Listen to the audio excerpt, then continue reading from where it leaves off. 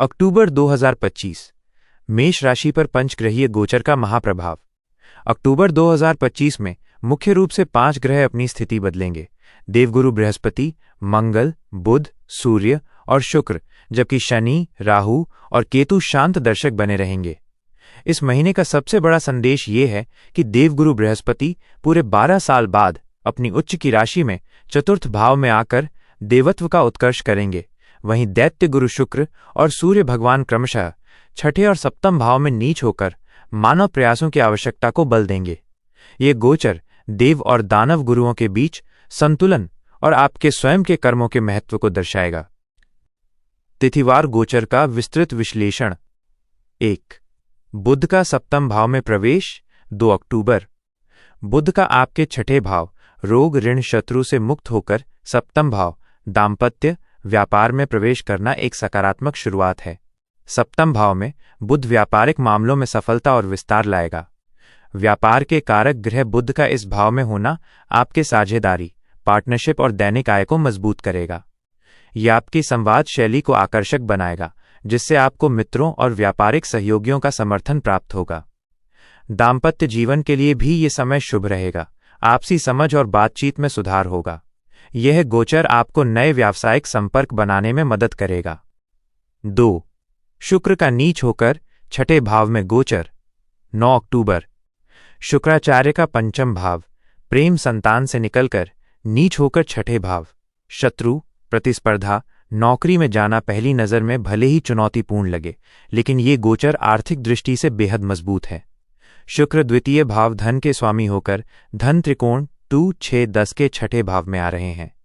इसका अर्थ है कि आर्थिक समस्याओं का समाधान होगा और धन कमाने के नए रास्ते खुलेंगे, विशेषकर नौकरी या सेवा क्षेत्र से। छठे भाव में शुक्र की सुंदरता ये है कि यह आपके शत्रुओं के साथ संबंधों को भी मधुर बना सकता है, जिससे प्रतिस्पर्धा या कानूनी मामलों में अप्रत्याशित रूप से जीत हासिल हो सकती है। ये गोचर दर्शाता है कि आप अपनी वित्तीय स्थिति को बेहतर करने के लिए कड़ी मेहनत और स्मार्ट रणनीति अपनाएंगे। 3. सूर्य का नीच होकर सप्तम भाव में गोचर 17 अक्टूबर। सूर्य जैसा पराक्रमी ग्रह छठे भाव से निकलकर सप्तम भाव में बुध और पहले से मौजूद मंगल के साथ नीच होकर आ रहा है। सप्तम भाव में नीच का सूर्य आपके दाम्पत्य जीवन और साझेदारी में अहंकार, ईगो या टकराव की स्थिति पैदा कर सकता है। आपको अपने जीवन साथी और व्यावसायिक साझेदारों के साथ अपने अहंकार को दूर रखते हुए आगे बढ़ना होगा। ये एक तरह से आपकी परीक्षा होगी कि आप रिश्ते को सम्मान देते हैं या अपनी श्रेष्ठता को। हालांकि पंचमेश प्रेम सूर्य का सप्तम विवाह में आना प्रेम विवाह, लव मैरिज के लिए अच्छा समय है। शिक्षा क्षेत्र से जुड़े व्यवसायियों और परामर्शदाताओं को इस गोचर में सफलता मिल सकती है। अपने कार्यक्षेत्र में सम्मान बनाए रखने के लिए धैर्य और विनम्रता आवश्यक है। 4. देवगुरु बृहस्पति का उच्च होकर चतुर्थ भाव में महाप्रवेश 18 अक्टूबर। ये इस महीने का सबसे बड़ा और सबसे शुभ परिवर्तन है। देवगुरु बृहस्पति का तीसरे भाव पराक्रम से निकलकर चतुर्थ भाव सुख, प्रॉपर्टी, माता में अपनी उच्च की राशि में प्रवेश करना सौभाग्य की वृद्धि का कारक है। त्रिकोण नवमेश भाग्य के स्वामी का केंद्र चतुर्थ भाव में उच्च का होना राजयोग जैसा फल देता है। करियर पर प्रभाव दशम भाव पर दृष्टि। गुरु की सीधी 5वीं दृष्टि दशम भाव करियर पर पड़ रही है। यह दृष्टि भाग्य का साथ दिलाएगी और आपके करियर में पद प्रतिष्ठा, वेतन वृद्धि या मनचाही पोजीशन की प्राप्ति करवा सकती है। ये 18 अक्टूबर से 5 दिसंबर तक आपके करियर के लिए सबसे मजबूत समय रहेगा। भाग्य पर प्रभाव शनि पर दृष्टि। गुरु की 9वीं दृष्टि सीधे दशमें शनिदेव पर पड़ रही है। ये कर्म और भाग्य का अद्भुत समन्वय है, जो आपके प्रयासों को सुनिश्चित सफलता में बदलेगा। सुख सुविधाएं। चतुर्थ भाव में उच्च का गुरु प्रॉपर्टी, वाहन और घरेलू सुख में वृद्धि करेगा। जो लोग भूमि भवन खरीदना चाहते हैं, उनके लिए यह समय अत्यधिक शुभ है। 5. मंगल का अपनी राशि में अष्टम भाव में गोचर 27 अक्टूबर। आपके राशिश लग्न स्वामी मंगल का सप्तम भाव से निकलकर अष्टम भाव बाधा, रुकावट, रिसर्च में अपनी स्वयं की राशि में गोचर एक शक्तिशाली घटना है। चूंकि लग्न स्वामी 6, 8, 12 भाव में जाने पर भी अशुभ फल नहीं देता है, इसलिए आपको घबराना नहीं चाहिए। मंगल आपकी ऊर्जा और शक्ति को दर्शाता है। अष्टम भाव में ये आपको रुकावटों, बाधाओं और पुरानी बीमारियों से लड़ने की जबरदस्त क्षमता देगा। आप समस्याओं से बाहर निकलकर अपनी रिसर्च, गूढ़ विषयों या छिपे हुए ज्ञान के कार्यों में तेजी से आगे बढ़ेंगे।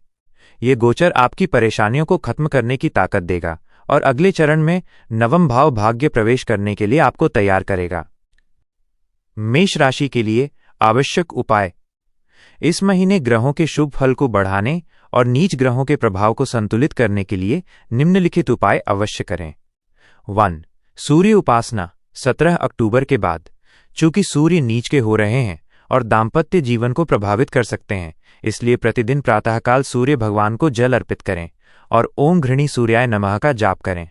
यह आपके आत्मविश्वास को बनाए रखेगा। 2. शुक्र और स्त्री शक्ति का सम्मान।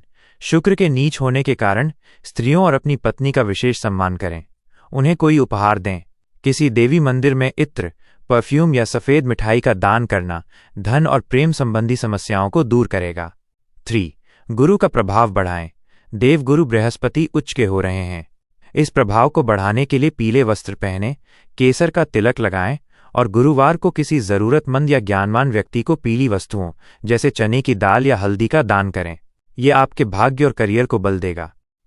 यह महीना आपके लिए करियर में बड़ा उत्थान, संपत्ति का लाभ और समस्याओं से बाहर निकलने की शक्ति लेकर आ रहा है।